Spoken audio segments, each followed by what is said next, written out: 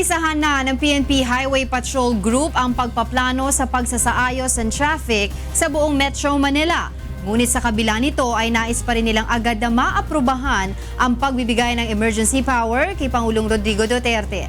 Ito ang balita ni Lea Ilaga.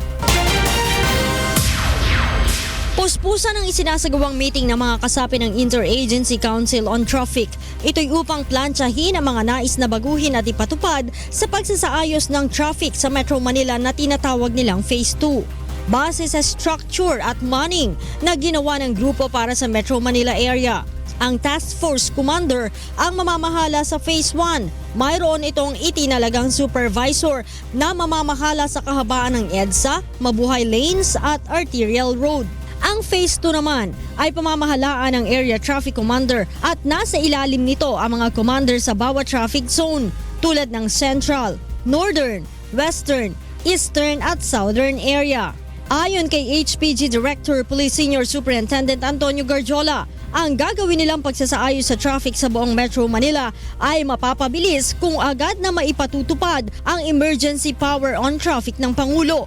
Aniya, mahirap magtagumpay sa laban sa traffic kung may mga local government executives na tututol, lalo na kung taliwas ang gagawin nilang pag-aayos sa kanilang ordinansa. I cannot just enforce on a particular area without the concurrence because there are still existing ordinances from the local government units. So dapat ma-synchronize natin to kasi mahirap kumumpas na sintonado. Diba? Ibig sabihin baka it will create animosity, it will create differences from the local government, from the other agencies.